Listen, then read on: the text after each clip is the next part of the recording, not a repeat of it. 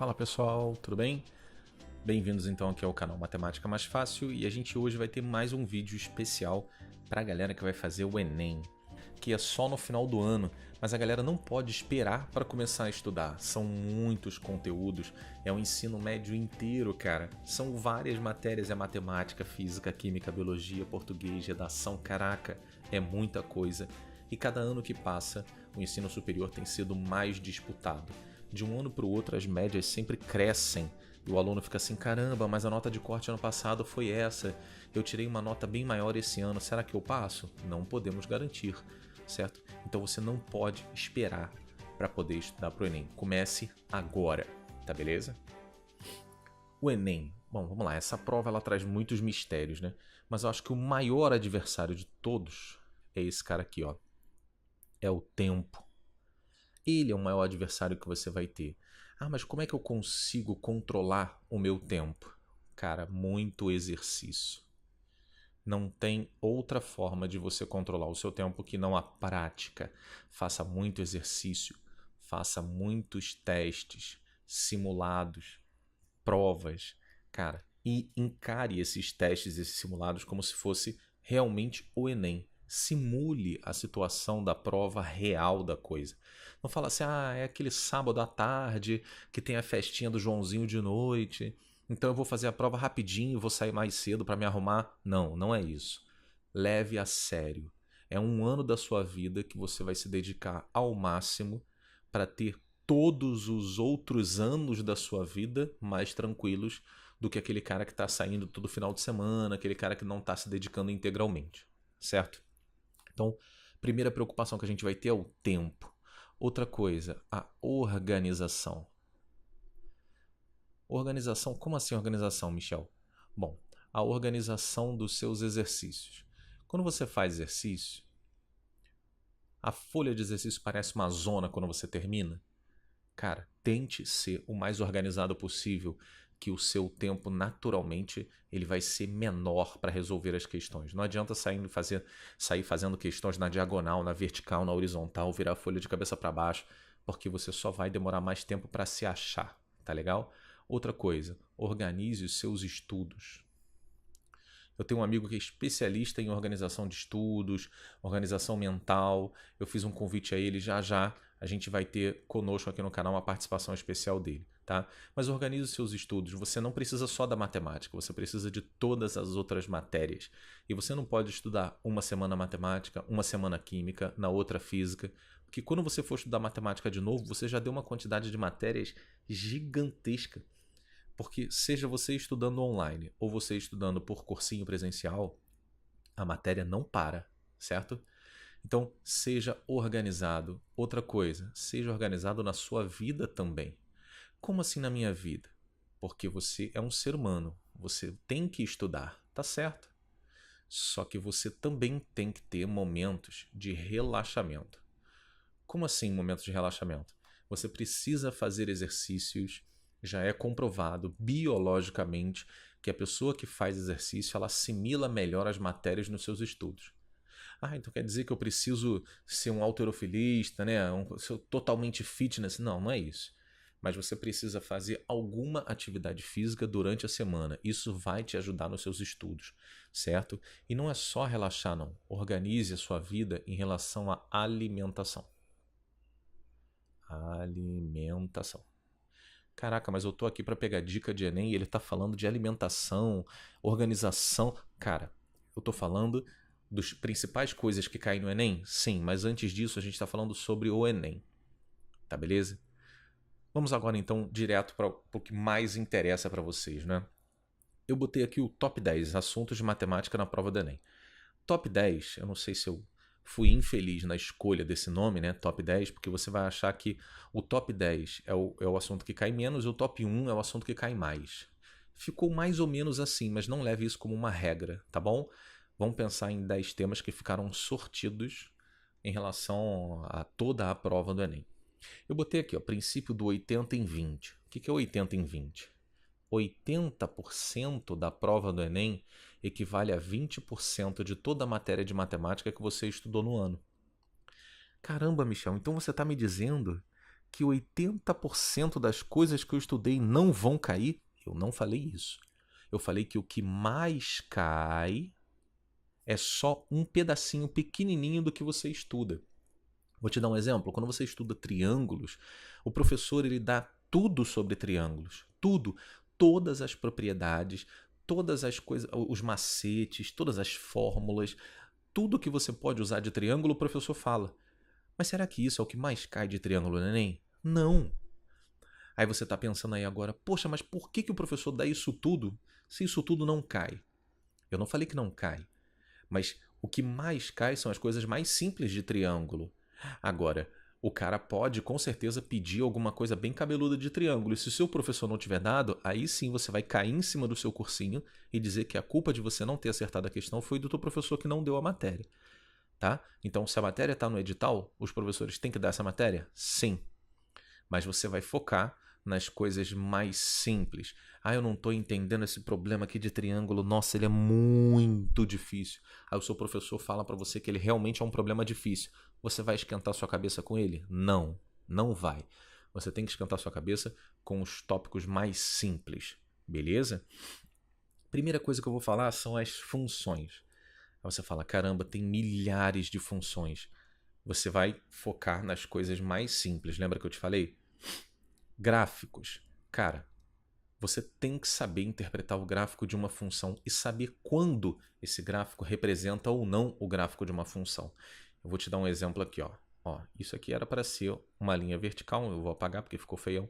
Aqui, ó. Ó, nossa, tô caprichando aqui.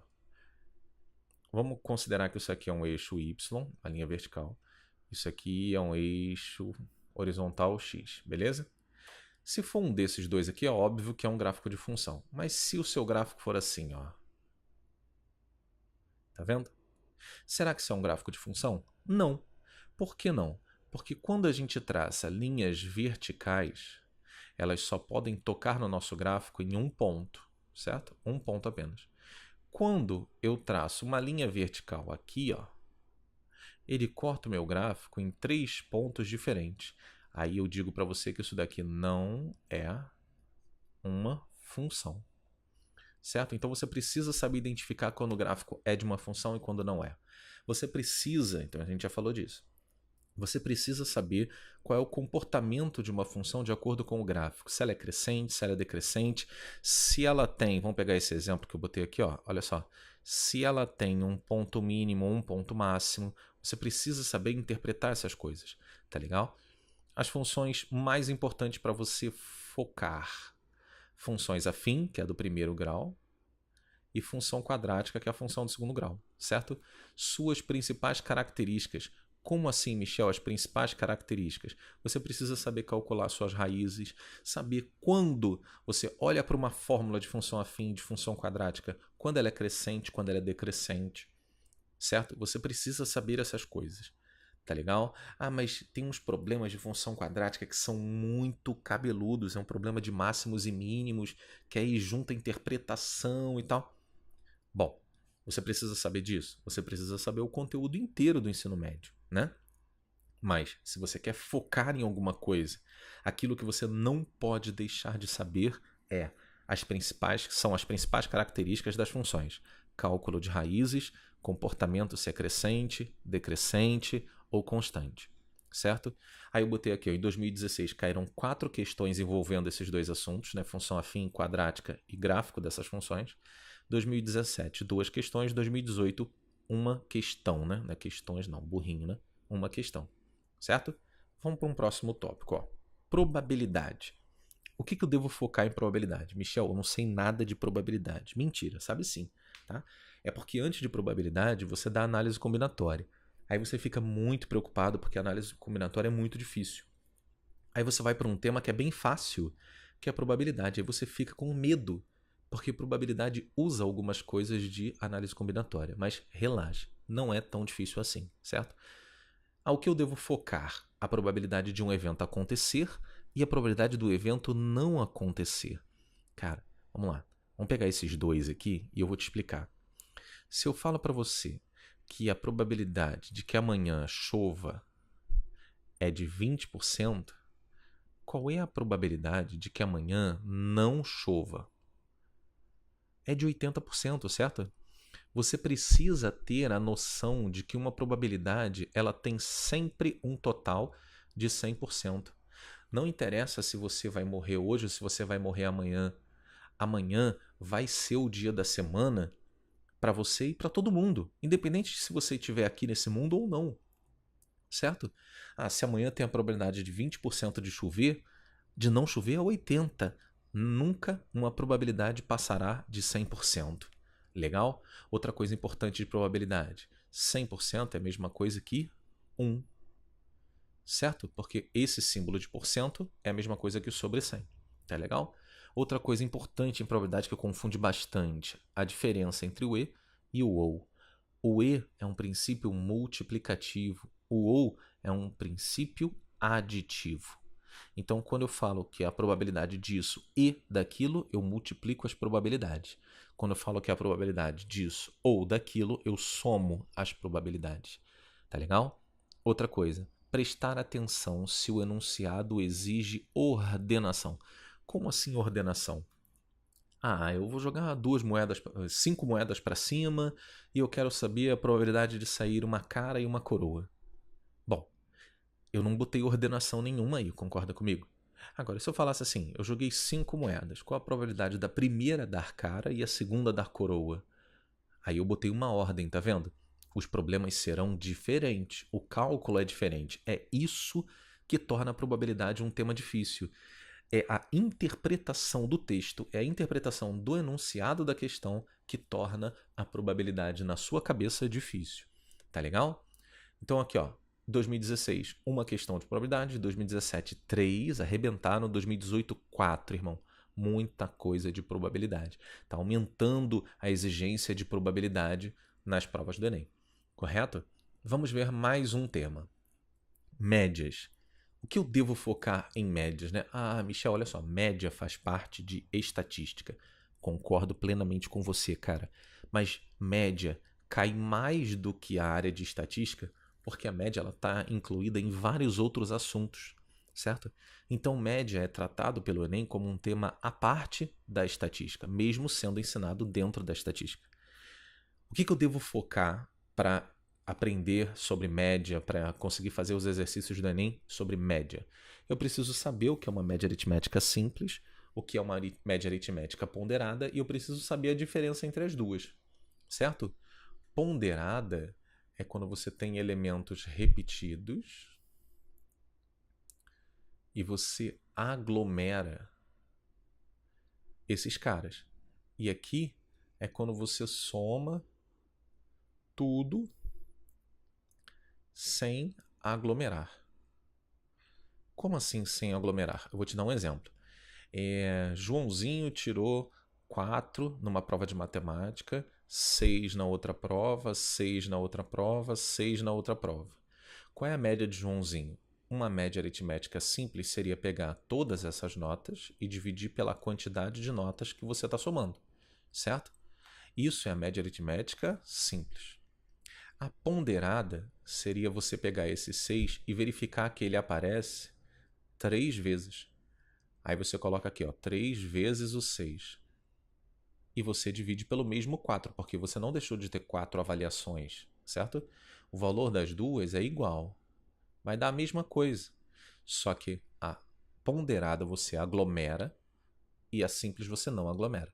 Correto? Em 2016 tivemos 4 questões, 2017 2 questões e 2018 apenas uma questão de média. A análise combinatória. Você achou que não ia cair isso, né? Tá ali, ó, a análise combinatória. Caramba, Michel, a análise combinatória é muito grande. Bom, vamos focar no que eu acho mais importante. São aqueles assuntos que você não pode deixar passar. Fatorial. Cara, tudo na análise combinatória envolve fatorial. Então, se você não aprende a primeira aula de análise combinatória, que é fatorial, nada dará certo para você, certo? O que é fatorial? É aquela exclamaçãozinha, não é? Isso simboliza o produto desse número por todos os seus antecessores até chegar no 1. Isso aqui é um 3 fatorial, correto? O 5 fatorial É o 5 vezes 4 vezes 3 vezes 2 vezes 1. Isso é o 5 fatorial. Agora, uma malandragenzinha que os professores costumam mostrar é o seguinte. Você está vendo aqui o 5 fatorial?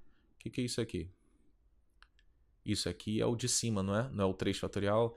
Então, eu posso dizer que o 5 fatorial ele pode ser escrito como 5 vezes 4 vezes 3 fatorial.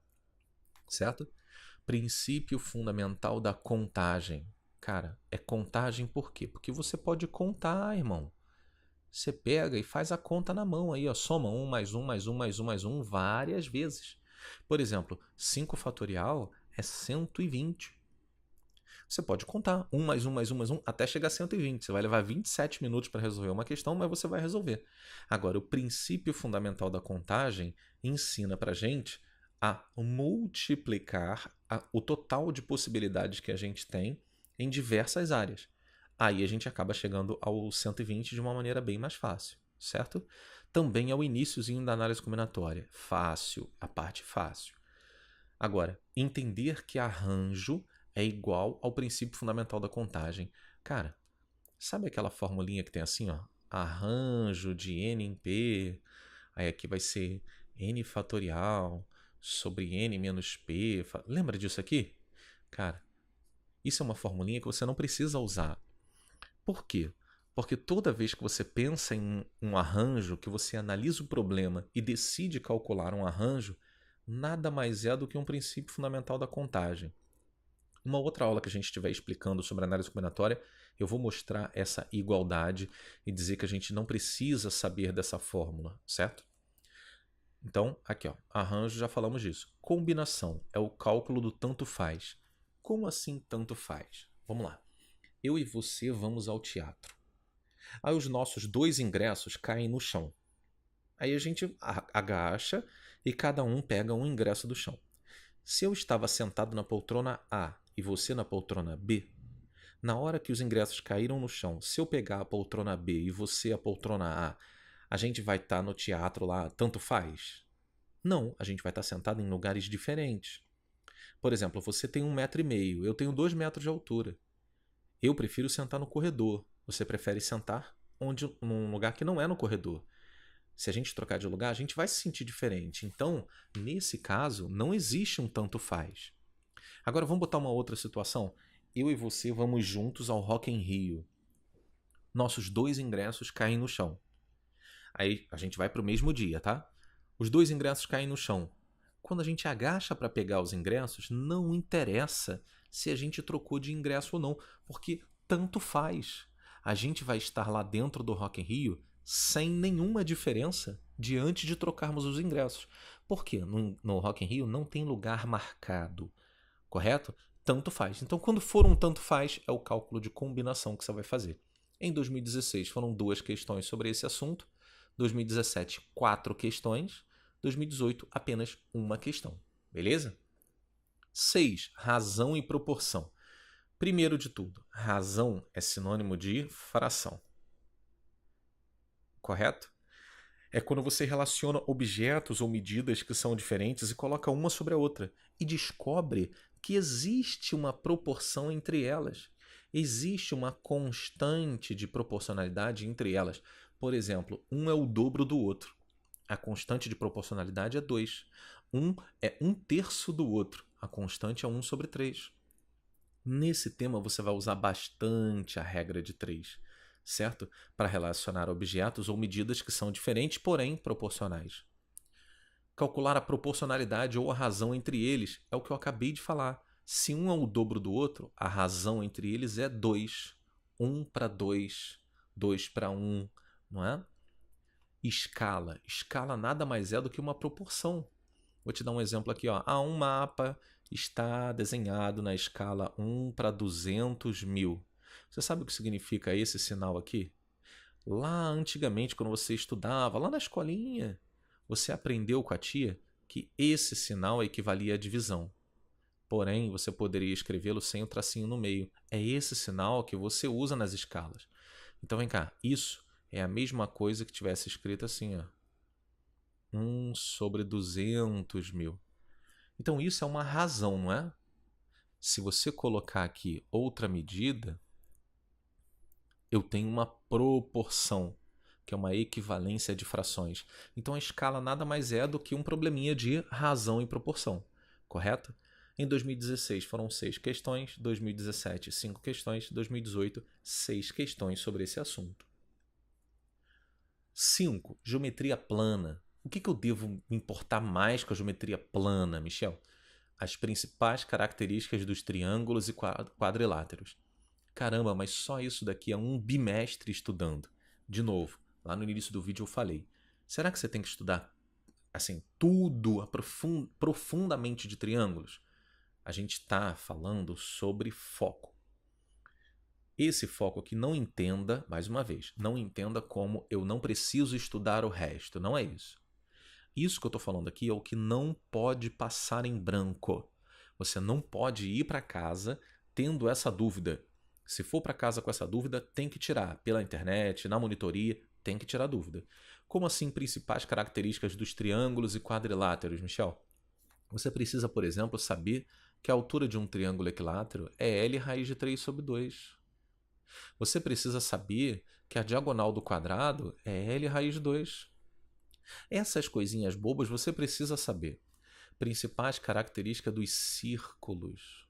Cara, muita gente até hoje confunde πr ao quadrado com 2πr. Não pode confundir, porque isso cai todo ano no Enem. Vou te dar um bizu agora para você não confundir mais as duas. Tudo que é unidade de área, ó, aqui ó, metro quadrado, centímetro quadrado, quilômetro quadrado, unidade de área tem esse quadrado aqui, não tem? Aqui não tem um quadrado? Então isso aqui é a unidade de área. E isso daqui tem quadrado? Não. As unidades desse cara são metro, centímetro, quilômetro. Então isso aqui é comprimento do círculo. Isso daqui é a área do círculo. Tá legal? Não confunda. E o cálculo das principais áreas. Área do triângulo, área do quadrado, área do retângulo, área do trapézio. As principais a gente tem que saber.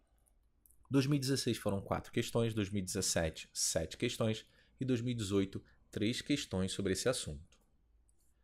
A geometria espacial não podia ficar de fora, né? Caraca, o meu professor falou que eu preciso estudar tudo de geometria espacial, eu preciso saber tudo, tudo, tudo, tudo. Não, não é bem assim. Calma, vamos devagar. Vamos focar. O que não pode passar em branco? Os poliedros e a fórmula V mais F é igual a A mais 2. Cara, vértice, face, aresta. Isso daqui é a fórmula mais... Poliedro tem duas formulinhas que a gente usa muito, mas essa daqui não pode esquecer. Tá legal? Principais características do cubo e do paralelepípedo. Quem são cubo e paralelepípedo? Eles são uns carinhas que a gente chama de prismas. Mas, Michel, existem outros prismas. Eu sei. Eu estou falando o que não pode passar em branco, legal? Cubo e paralelepípedo. As principais características são formulinhas de área, formulinhas de volume, diagonal do cubo, certo? Principais características do cilindro, do cone e da pirâmide. Cara, faltou até um aqui, ó. Pelo amor de Deus, vou escrever aqui agora. Ó. Esfera. Quando eu falo principais características, eu sei que o cilindro ele é mais fácil de aprender do que o cone, que é mais fácil que a pirâmide. E a esfera é mais fácil que todo mundo, na minha opinião, tá? Pirâmide é a caveira da galera, pirâmide é de ficção mesmo. Mas você só vai focar nas principais características, como, por exemplo, cálculo de volume, certo? Eu já cheguei a ver por mais de 2 vezes, em questões do Enem, o enunciado te dá a fórmula de volume. Então, caraca, eu estudei o ano inteiro, decorei a fórmula de volume para o enunciado me dar. Eles não estão querendo medir se você é bom de decoreba ou não. Eles estão querendo saber se você é bom de interpretação. Correto? Em 2016 foram 5 questões de geometria espacial, 2017 3 e 2018 2 questões. Porcentagem. O que eu devo focar? Cara, porcentagem é um dos temas mais importantes que a gente tem no Enem e, na verdade, aí, foi mal, na nossa vida. Por quê? Porque mesmo que você vá ser um médico, um advogado, um pedagogo, um professor de educação física, um administrador, cara, você vai mexer com porcentagem a sua vida inteira. Você vai pagar imposto de renda, ou você vai ter uma parte descontada do teu salário. Isso é porcentagem. O que eu devo focar na porcentagem? Relacionar a porcentagem com partes de um referencial. Como assim? Se o cara fala que você vai ganhar, trabalha para mim que você vai ganhar 20%. Qual a sua pergunta para o cara? 20% de quê? De quanto, não é verdade? Então, isso daqui sempre tem um referencial, correto? Ter a noção das 3 representações: percentual, fração e decimal. Simples. 80% aqui pode ser 80 sobre 100, que se a gente quiser simplificar pode ser 4/5. Olha só, 4/5 é a mesma coisa que isso. Ou então eu ainda posso colocar aqui 0,8. 3 representações para a mesma coisa. Regra de 3. Se você tem um referencial, a primeira linha da regra de 3 vai ser assim: 100% aí você tem lá o seu referencial. Vou te dar um exemplo de salário, tá? Tá lá, um cara ganha R$1.000. Então, R$1.000 é tudo que ele ganha. Ele vai ter um desconto de 5% no contra-cheque. 5% equivale a X. Você tem aqui prontinho uma regra de 3, certo? A importância dos 10%. Ele é tão importante que ele mereceu um vídeo só para ele aqui no nosso canal. Dá uma procurada aí, um videozinho de porcentagem que eu friso bastante a importância dos 10%, porque é esse vídeo sobre os 10% que vai te ajudar no quesito tempo. Porque continha com 10% você vai fazer de cabeça. Você não vai armar essas continhas, tá? Procura o bizu aí no nosso canal. 2016, 4 questões. 2017, 2 questões. E 2018, 6 questões. Leitura, interpretação de gráficos e tabelas. O que eu devo focar? Saber ler e interpretar os principais tipos de gráfico. Cara, você pode ter gráfico de coluna. Olha só, gráfico de coluna. Tá aqui, eixo vertical. Foi bem melhor esse eixo vertical meu aqui agora. Eixo horizontal. Aí você tem uma coluna aqui, você tem outra coluna aqui, aí você tem outra coluna aqui. Você precisa saber interpretar um gráfico de coluna. Existe um outro tipo de gráfico, que é um gráfico redondinho, assim, que a gente chama gráfico de setores. Olha só, você precisa saber interpretar todos os tipos de gráfico. Identificar as informações passadas pelo gráfico ou tabela. Como assim identificar as informações? Todo gráfico ele é uma informação visual do que poderia estar escrito. Então você precisa saber olhar para um gráfico e extrair dele a informação necessária para resolver um problema. Correto? Agora, como qualquer gráfico, ele vai ter informações a mais. Como assim? Um gráfico, ele não vai ter, você vai usar só essa primeira coluna aqui. Então quer dizer que o seu gráfico só vai ter uma coluna? Não, ele vai ter várias colunas. E você tem que diferenciar o que é importante do que não é em um gráfico, certo? Medidas de tendência central, aí é o que envolve já a parte estatística. Eu posso te dar uma tabela com vários números, várias informações. E te pedir, por exemplo, qual é a moda, qual é a média, qual é a mediana. Essas três são as 3 Marias, né? São os 3 M's, média, moda e mediana. Esses 3 carinhas, você precisa saber porque eles caem no Enem todo ano. Não é uma previsão, não. É uma certeza. Todo ano eles estão presentes, certo? Só que eles podem vir no enunciado, numa tabela ou num gráfico. Legal? 2016 foram 6 questões, 2017 5 questões e 2018 7 questões. E tá lá o top 1, a interpretação de texto. Você fala assim, se eu souber ler, eu vou bem no Enem. Não é bem assim, não é, pessoal? Porque a interpretação de texto, ela sim é uma grande parte da sua prova do Enem. Até nas questões de cilindro, por exemplo, você precisa interpretar o texto, sacou? Mas não é só interpretação de texto. Tá aqui, o que eu devo focar? Você precisa saber interpretar um texto e identificar uma situação-problema, certo? O cara te dá um texto sobre uma situação real, onde ele passa por um problema e você precisa ajudá-lo a resolver esse problema. matematicamente, correto? Então, depois que você identifica a situação problema, você tem que achar uma solução. Ah, eu tenho que achar o X? Tá, pode ser. Se você chamar a solução de um problema de X, pode ser. Mas agora, por exemplo, se a solução do problema for a quantidade de pneus, eu chamo de P, P de pneus. Ah, a quantidade de galinhas, eu chamo de G, G de galinha. Tira um pouco essa coisa de X da sua cabeça.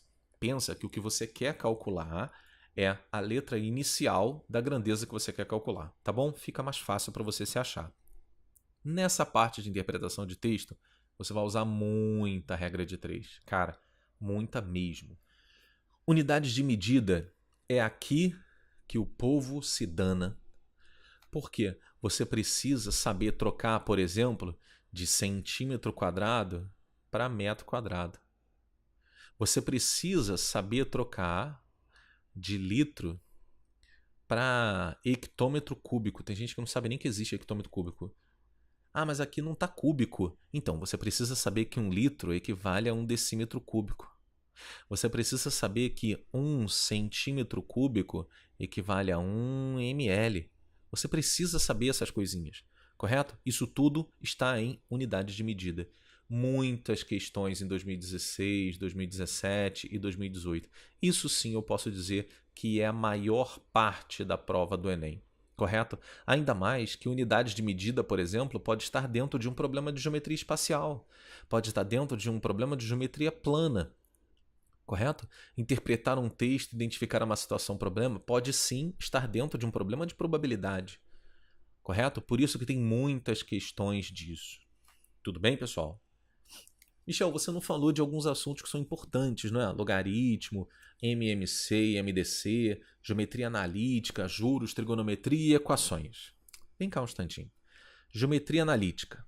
Reta, circunferência. Porque a nível de Enem, são essas duas coisas que o Enem cobra, certo? Ah, mas tem elipse, isso o Enem não cobra, tá legal? Tá aqui, ó, reta e circunferência. Isso cai no Enem? Cai. Uma questão, às vezes nenhuma questão. Dificílimo cair em 2 questões. E a gente tá dando ênfase às coisas que mais caem no Enem. Ah, Michel, então quer dizer que eu não preciso estudar geometria analítica? Não, não falei isso. A gente está dando ênfase ao que é mais importante, certo? Trigonometria, eu passo horas estudando o círculo trigonométrico, meses estudando o círculo trigonométrico. Será que isso não cai? Eu não falei que não cai, mas não tem uma incidência tão grande quanto os outros assuntos que a gente falou agora. Equações. Por que eu não falei de equações? Porque equação está dentro de vários temas que a gente colocou ali. Ó. Por exemplo, uma geometria espacial, eu posso ter uma equação. É o volume do cilindro mais 2 vezes o volume do cone. Isso vai acabar virando uma equação, certo? Juros. Juros pode ou não estar inserido dentro de porcentagem. Mas cair uma questão exclusivamente sobre juros, eu acho que não vai cair de repente 4 ou 5 questões só de juros no Enem. Com certeza não. MMC e MDC, isso está dentro da parte de proporção. Tá aqui, ó. Múltiplos e divisores, correto? Agora, uma coisa muito clara de MMC e MDC também não tem uma incidência muito grande. Cai? Com certeza cai. Agora, não são tantas questões assim. E esse cara eu deixei por último para falar dele, porque ele é o terror da galera, né? Eu amo esse cara, mas eu tenho certeza que a galera odeia esse cara. Eu sou a minoria nesse caso. Logaritmo. Cara, todas as vezes também é sacanagem, mas a maioria das vezes que logaritmo caiu no Enem, ele caiu tão bizarro, mas tão bizarro, que valeria mais a pena você pular a questão de logaritmo e não fazer. Porque você perde muito tempo resolvendo e a questão ela é tão difícil que ela vai valer pouquinho tempo. Michel, então você está falando que se eu pegar a prova do Enem e enxergar uma questão de logaritmo, eu tenho que pular? Não. Você vai ler como qualquer outra questão, mas se tiver muito complicado para interpretar, você vai embora sim. Certo? Logaritmo, quando cai apenas uma questão dentro das 45. Certo? Pessoal, deu para entender direitinho? Vamos lá, só para não deixar nenhuma dúvida. Em nenhum momento eu falei assim, isso não cai. Eu falei sim, que isso cai mais do que aquilo. Isso não pode deixar de ser estudado, essas coisas que a gente falou, certo? Eu espero que eu tenha te ajudado aí. Se você gostou desse vídeo, dá um like, por favor, isso é muito importante para nós no canal. Isso ajuda o YouTube a nos ajudar e ajuda a gente a manter o canal também. Tá legal? Se você gostou, compartilha, dá um like, se inscreve aí no canal e a gente se vê num próximo vídeo, tá bom? Um forte abraço.